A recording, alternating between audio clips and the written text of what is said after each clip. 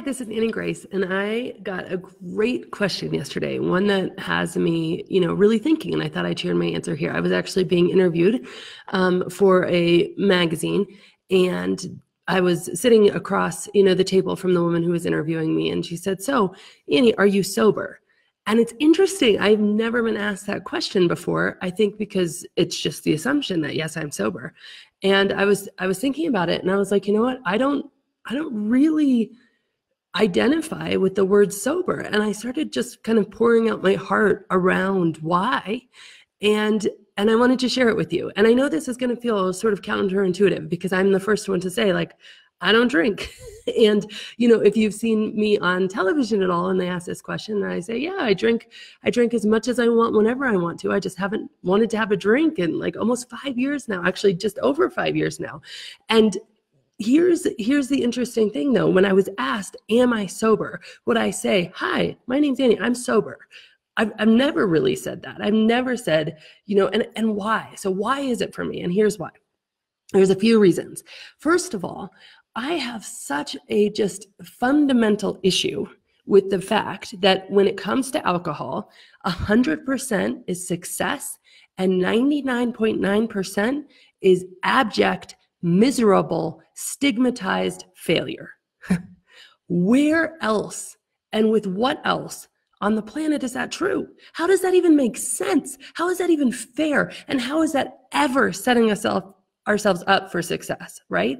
And so the idea of sober being the goal or destination has never been my true north, has never been my goal or destination, because I think what I've chased and what's really led me down the journey that I've been on is a very different question. Now, I will tell you that when I first started questioning my drinking, I did think about, I need to get sober. I need to stop drinking. And that was my goal. And actually that goal led me into a very long period of time, years of making promises to myself and then breaking those promises. So it would look like this. Okay, I'm going to at least, only drink on the weekends, only on the weekends, not during the week. I'm a mom. I'm at home. I need to not drink during the week, only on the weekends.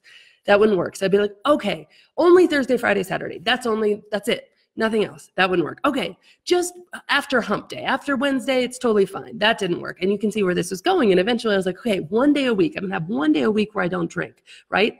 And then that wouldn't work. And then I was like, okay, just 2 drinks a night. That's my max. That's my limit.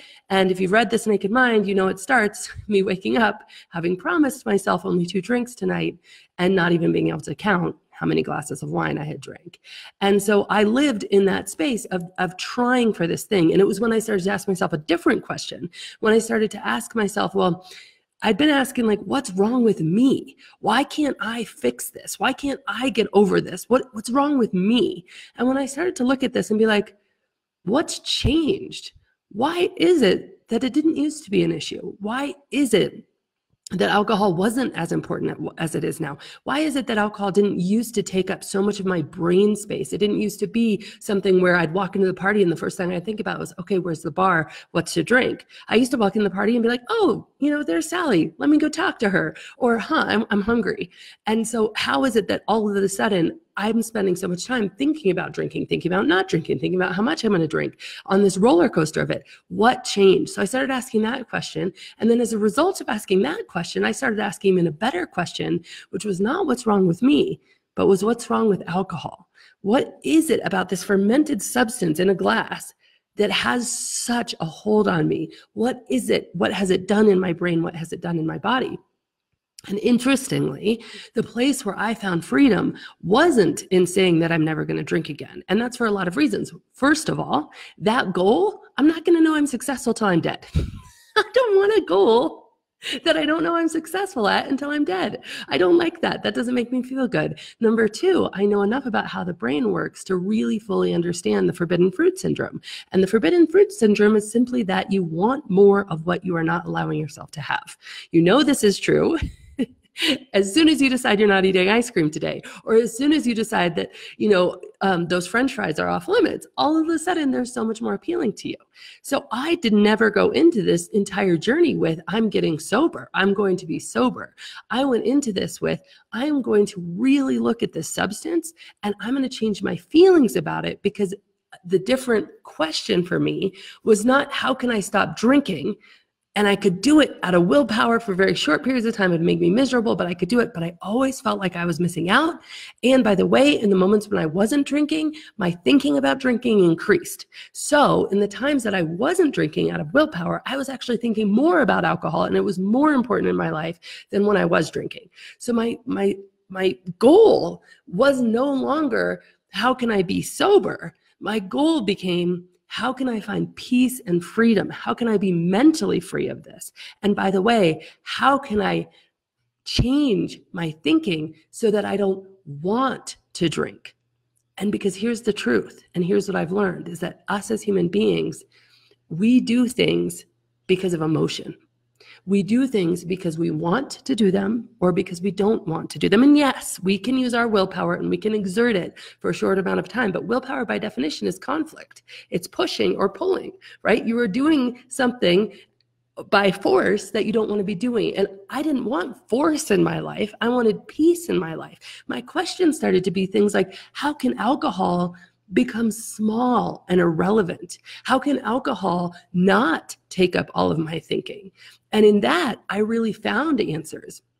But those answers never caused me to be like, and now I'm sober, which is really, really interesting. Now, I think that another aspect of this for me that I knew sort of intuitively is this idea of forever. Forever being something that was such a stumbling block for me. And now that I have, this Naked Mind book has sold hundreds and hundreds of thousands of copies, that I've written a second book, The Alcohol Experiment, that I coach thousands of people online, that we have this Naked Mind Institute that trains coaches to coach thousands of people. We now have Naked Mind coaches who are psychiatrists and doctors and incredible things. All of these things are happening. And I say, okay, this message needs to reach the people who need to hear it.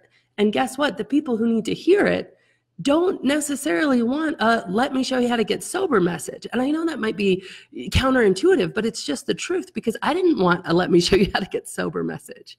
I wanted a message that really spoke to where I was right then. And so if I'm going to be on a platform or have an audience or be on television, I want my words not to land, very comfortably in the quote recovery community or the sobriety community, because honestly, they have what they need. I want my words to be landing in the hearts of the mom who feels like, man, she overdid it at yesterday's play date, or the dad who's just staying a little bit too long at happy hour because he can't really face going home. That's where I want my words. And guess what? The idea of becoming mindful in your relationship with alcohol, the idea of taking an experiment or a 30-day break, the idea of exploring your relationship without any rules, that's what's going to land for somebody who's just starting to get curious. So much more than a message of stop drinking. And that is so, so, so important to me. But I can't do that without also, I can't be a bait and switch. I can't create something like The Alcohol Experiment with it having to be that at the end you stop drinking forever, because that would be totally inauthentic and dishonest.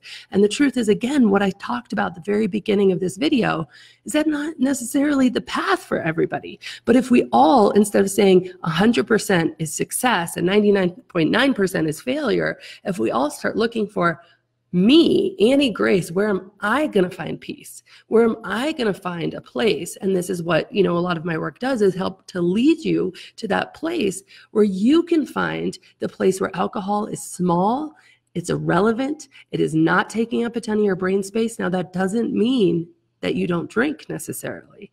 That might mean that you never drink, and that's how it's become small and irrelevant to you, because as soon as you pick up one drink, all of a sudden, boom, alcohol monster is in full effect, and you're thinking about drinking all the time, and you've discovered that for yourself, and you've put that into practice. Now, it might mean the opposite, where you have a drink once, when you want to, or a few times a month, or, even whatever it is for you that feels free and feels good. And so the framework of my work isn't leading you to a sober destination as much as I want to, totally lower the barrier to entry around the conversation. Because by the way, and I'm going to go on a tangent, but if the barrier to entry around even getting curious about our drinking, or even becoming mindful about our drinking, saying, do I really want this drink that's just being handed to me, instead of just drinking it because it's our habit or because we've just been unconsciously doing it, even that conversation has a massively high barrier to entry right now in our society. And yes, it's starting to come down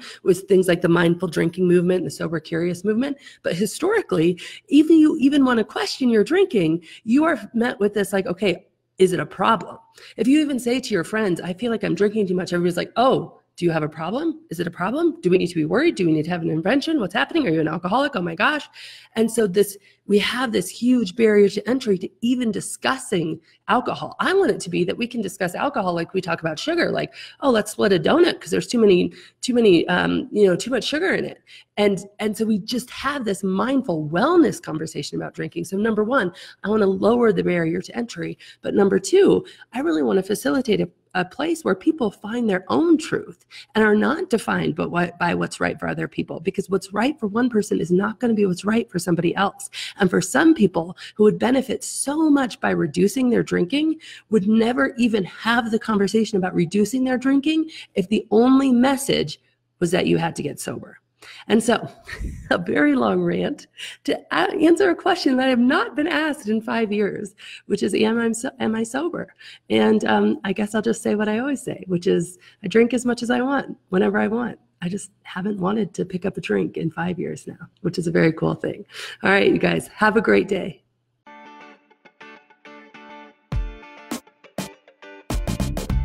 Let me ask you a question. What is better than change? Lasting change, of course. And if you've had trouble making change stick, either with alcohol or in any other area of your life, you are in for a treat. I created the 100 Days of Lasting Change to ensure that we don't just change for a moment, but we truly transform for a lifetime. And this program is so close to my heart. Thousands of people have been through it and their results are incredible. But don't take my word for it. Check it out at thisnakedmind.com/100 days. And as always, rate, review, and subscribe to this podcast, as it truly helps the message reach somebody who might need to hear it today.